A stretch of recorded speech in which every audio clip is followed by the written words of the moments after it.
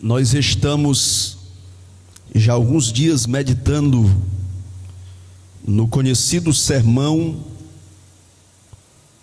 chamado Sermão do Monte, que começa em Mateus capítulo 5, se estende até o capítulo 7, e hoje nós vamos avançar um pouco mais nesse texto. Vamos falar hoje apenas sobre dois assuntos. O primeiro é o divórcio e suas implicações, e o segundo assunto é a palavra do crente. A palavra do crente. Vamos sintetizar esses dois tópicos hoje. Vamos ler o versículo de número 31 em diante. A partir do versículo 31, vamos ler. Também foi dito: qualquer que deixar sua mulher, que lhe dê carta de desquite, ou carta de divórcio. Versículo 32, eu porém, isso aqui foi Jesus que disse: eu porém vos digo que qualquer que repudiar sua mulher, a não ser por causa de prostituição, faz que ela cometa adultério, e qualquer que casar com a repudiada comete adultério. Quem pode diga amém? Agora nós vamos ler o outro assunto. O assunto do divórcio é o 31 e o 32. Vamos agora para o outro assunto, nos versículos seguintes. Outro sim, ouviste o que foi dito aos antigos: não perjurarás. Tem alguma versão aí diferente? Não jurarás falso. Alguma outra expressão? São expressões diferentes para o mesmo sentido. Perjurar é fazer um juramento falso. Versículo 34, disse Jesus: eu porém vos digo que de maneira nenhuma jureis, nem pelo céu, porque é o trono de Deus, nem pela terra, porque é o escabelo de seus pés, nem por Jerusalém, porque é a cidade do grande rei. Nem jurarás pela tua cabeça, porque não podes tornar um cabelo branco ou preto. Seja, porém, o vosso falar, como é que deve ser o falar do crente? Seja, porém, o vosso falar sim, sim, não, não, porque o que passa disso é de procedência maligna. Muito bem, mantenha a sua Bíblia aberta. Vamos para o primeiro tópico: o divórcio e as suas implicações. Ao longo dos anos, baseado na lei do Antigo Testamento, os rabinos foram evoluindo na sua interpretação. Essa evolução, ela não era muito positiva, porque muitas coisas eles começavam a entender de forma equivocada. Na mente de alguns, pouco importava as razões do divórcio, desde que existisse uma carta. Tem carta, então o divórcio é válido. Jesus Cristo, no versículo 32, apresenta a sua aplicação da lei, o ideal de Deus para o casamento. Versículo 32: eu porém vos digo que qualquer que repudiar a sua mulher, aí tem uma cláusula de exceção, a não ser por causa da prostituição, faz que ela cometa adultério, e qualquer que casar com a repudiada comete adultério. Então Jesus não foca na carta, que era algo muito importante na mente da maioria dos rabinos. Jesus não está interessado se alguém tinha um documento, um contrato. Jesus foca aqui na essência, o que é que está causando esse divórcio. Então vamos lá fazer algumas considerações. Vamos lá. Olhando a Bíblia de uma forma panorâmica, o casamento ele é indissolúvel. A vontade de Deus é que o casamento seja indissolúvel. Esse é o ideal de Deus. Esse é o ideal de Deus. Para a gente fundamentar o ideal de Deus aí, olhe em Mateus 19. Passe aí algumas páginas, é culto de ensino. Mateus 19. Nós vemos isso aí a partir do versículo 4, a gente vai ver com clareza. Mateus capítulo 19, a partir do versículo 4. Vamos ver com clareza aí qual é o ideal de Deus para o casamento. Vamos lá. Vou lendo aqui. Ele, porém, respondendo, disse-lhes: não tendes lido que no princípio o Criador os fez macho e fêmea? Versículo 5, quem está com a Bíblia aberta aí, lê o verso 5. Eu vou contar até 3 e você lê. 1, 2, 3.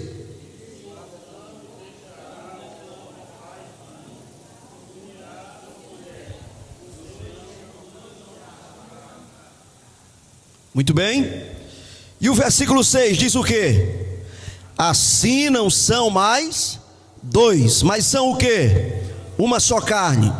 Portanto, o que Deus ajuntou, não separe o homem. O ideal de Deus é que o casamento não seja dissolvido. Vamos continuar lendo. Então disseram-lhes: por que mandou Moisés dar-lhe a carta de divórcio e repudiá-la? Aí Jesus responde no verso 8: disse-lhes ele: Moisés, por causa de quê? Da dureza do vosso coração, vos permitiu o quê? Repudiar a vossa mulher. Mas ao princípio não foi assim. Irmão, qual é a cláusula de exceção que permite o divórcio? Citada aqui em Mateus 19, agora no versículo de número 9. Você lê e responde o que eu estou perguntando. Vamos lá, o versículo 9. Eu vos digo, porém, que qualquer que repudiar sua mulher, não sendo por causa da prostituição, que mais? E casar com outra, comete adultério. E o que casar com a repudiada, está bem claro aí. Qual é a cláusula de exceção que permite o divórcio? A cláusula de exceção é o comportamento de infidelidade conjugal. A infidelidade conjugal no Novo Testamento é uma das cláusulas que permite o divórcio. A parte traída tem o direito de pedir o divórcio. E a parte traída, pastor Erlessandro, está autorizado pela Bíblia a contrair um novo matrimônio? Sim, nós entendemos que sim. Por que nós entendemos assim? Romanos 7,2 diz, usando aqui o exemplo da mulher: porque a mulher está sujeita ao marido enquanto ele viver. Enquanto ele viver, está-lhe ligada pela lei, mas morto o marido, está livre da lei do marido. No Antigo Testamento, como é que era punido o caso de adultério? Quem está lembrado? Era morte. Então, que carta de divórcio foi essa que Moisés mandou dar? Em caso de algo indecente, ilícito, que carta de divórcio era essa? Se a pessoa que traía era morto. Olha aí, Levítico capítulo 20. Vai lá no Antigo Testamento, dá uma olhadinha rapidinho aí. Levítico capítulo 20, versículo 10. Abra a sua Bíblia. Vamos mexer na Bíblia. Vamos mexer na nossa Bíblia aí. Levítico capítulo 20, versículo 10. Quem encontrou? Pronto, os obreiros aqui já encontraram. Quem mais aí no plenário? Amém? Levítico capítulo 20, versículo de número 10. Como é que diz aí na sua Bíblia? Vamos lendo junto, vamos lá. E quando um homem adulterar com uma mulher de outro, havendo adulterado com a mulher de seu próximo, o que é que acontece? Certamente morrerá. Só a mulher que morre? Como é que diz aí? Morrerá o adúltero e a adúltera. Então, essa carta de divórcio aí no Antigo Testamento, ela era dada em que caso, irmão, que ela era dada? Né? Estão discutindo sobre o quê? Se a penalidade era a morte, né? E se a penalidade era a morte, o princípio continua. Pastor, você está dizendo que é para matar hoje? Não, eu estou dizendo que o princípio diante de Deus continua. O adultério é grave, é um delito digno de morte.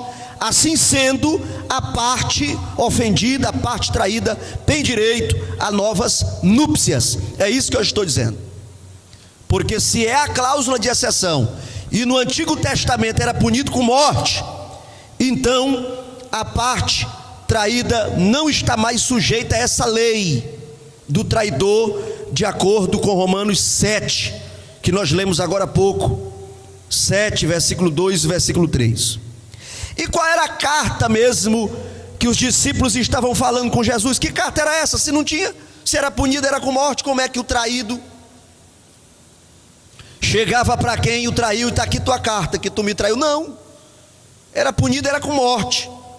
Então para que era essa carta? Vamos acabar com o mistério. Abra a sua Bíblia aí em Deuteronômio 24 e 1. Você vai ver aí para que era essa carta. Deuteronômio 24, 1. Deuteronômio é o quinto livro da Bíblia. Gênesis, Êxodo, depois de Êxodo é qual? Levítico, depois de Levítico, Números, e o quinto, Deuteronômio. Capítulo 24, encontrou?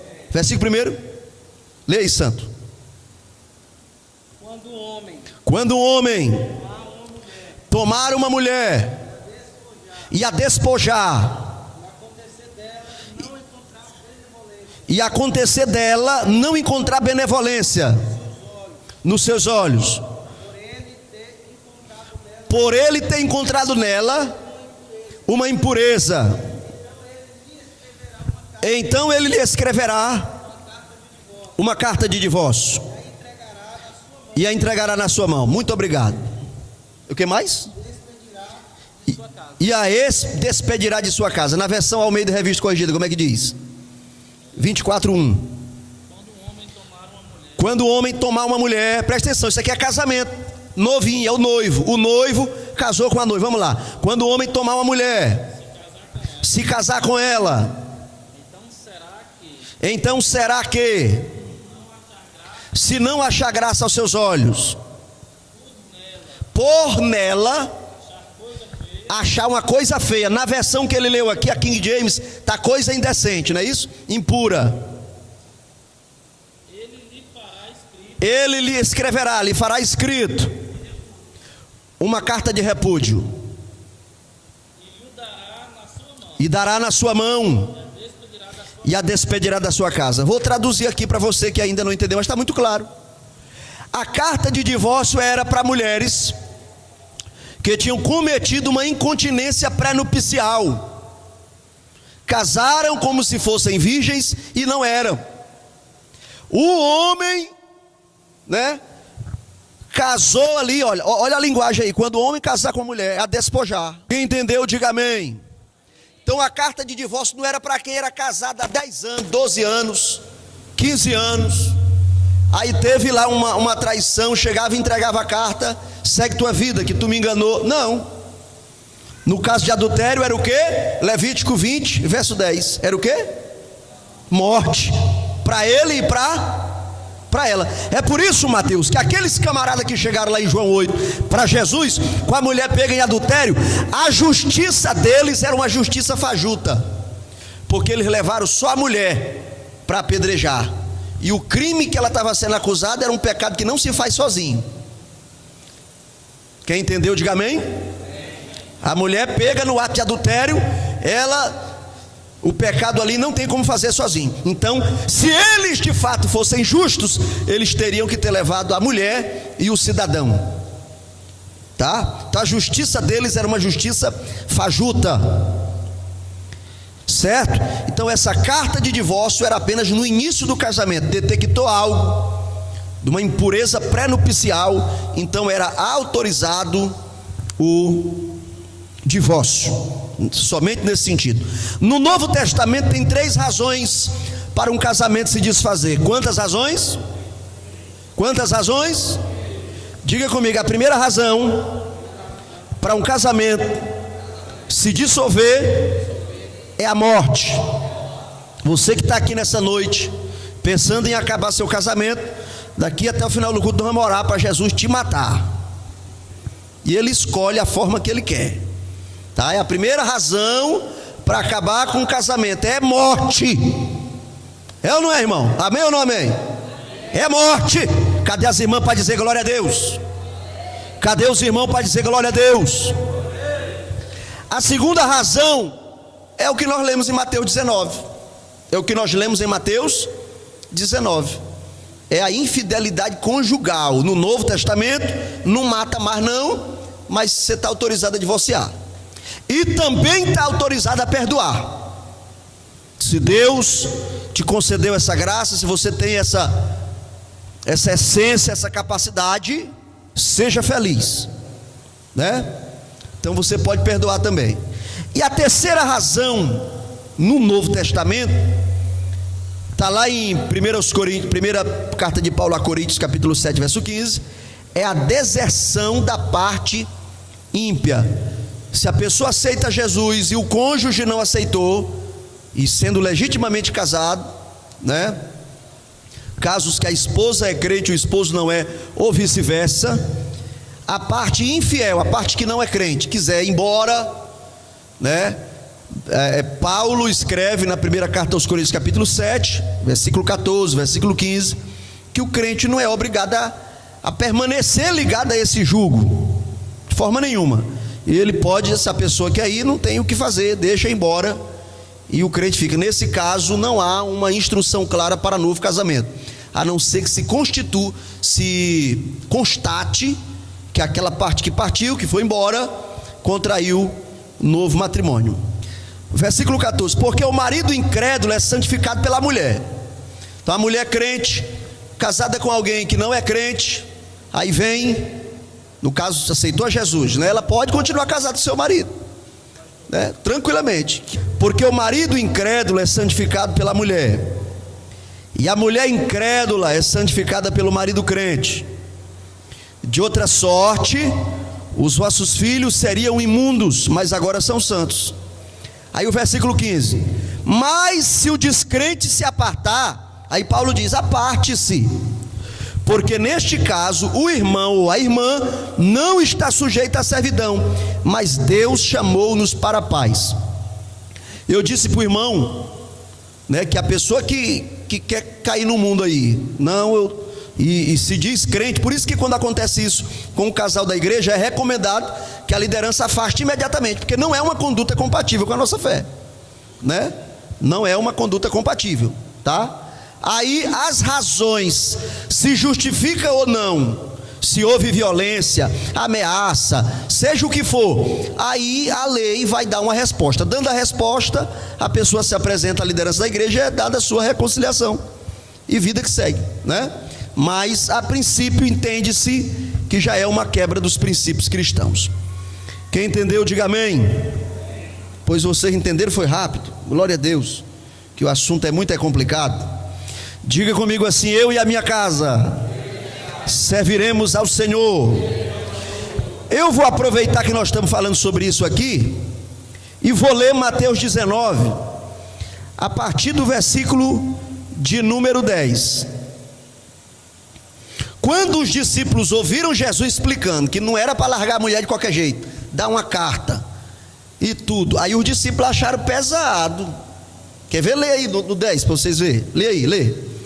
Disseram-lhe os seus discípulos: se assim é a condição do homem relativamente à mulher, é melhor nem casar. Está assim na sua Bíblia? Ele sabe para não ficar solteiro, porque casar, a mulher ficar abusando da gente, a gente não puder largar ela. O discípulo, Danilo, tu acredita? Isso aí, eles pensaram: rapaz, e aquela mulher enjoada? E se a gente começa a achar ela feia? E se ela era bem durinha quando era jovenzinha, aí casou e depois que teve o primeiro menino ela despencou a lei da gravidade? Eu não vou poder largar ela assim. Pode não, não pode não. Se ela está despencada, compra um salto aí de quantos centímetros que é bom? E empina ela. Pastor, mas meu marido é feio. Peça graça, diga: Deus, faz algo na minha vista. Quando eu olhar para esse homem, eu quero ver ele sem essa barriga. Senhor, faz uma obra na minha vida, eu quero ver ele da melhor forma possível. Ore para Deus aquecer, irmão. Tem gente que ora por tudo enquanto e não ora pela vida de casado. Ore: Senhor, renova meu amor, renova minha paixão, renova o meu fogo.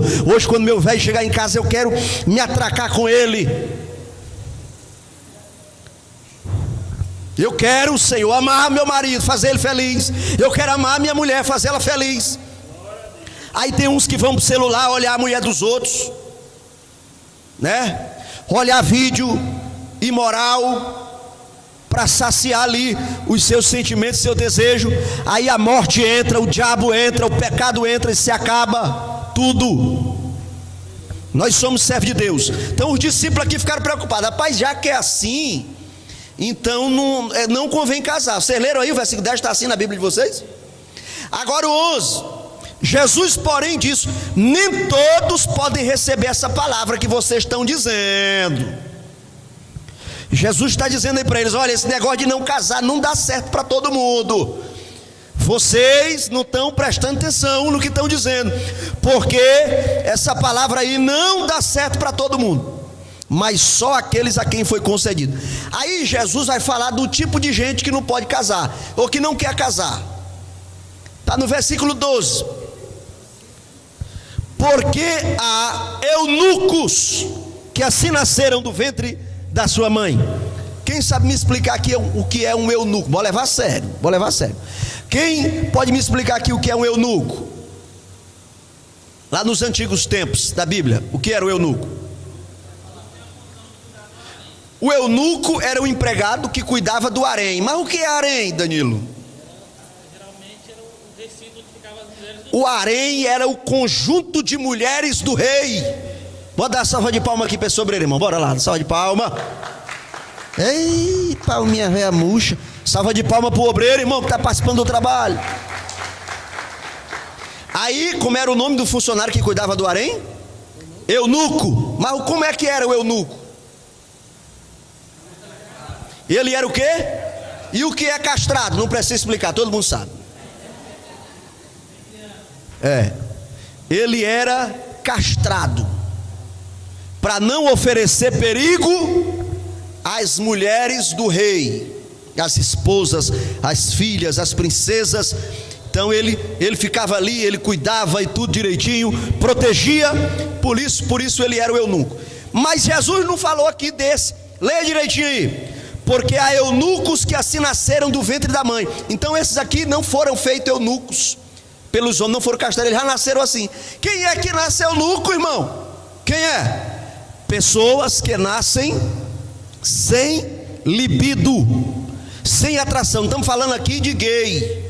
Não é porque é gay, é homo. Não, tem gente que não é gay, que não é homossexual, mas não tem atração pelo sexo oposto. Ele pega a bíbliazinha dele, serve a Deus, arruma um empreguinho dele, vai morar, faz a comida, limpa a casa e tudo, mas você não vai ver ele com coisa errada, imoral, homossexual. Não, porque ele não tem libido. Esses aqui são os eunucos que nasceram assim. Continuando: e há eunucos que foram castrados pelos homens. É o segundo tipo que nós acabamos explicando aqui no primeiro ponto. E há eunucos que castraram a si mesmo por causa do reino dos céus. Tem gente que é normal, que é sadio, que não tem problema químico, né, com libido, mas ele decide abraçar o dom do celibato.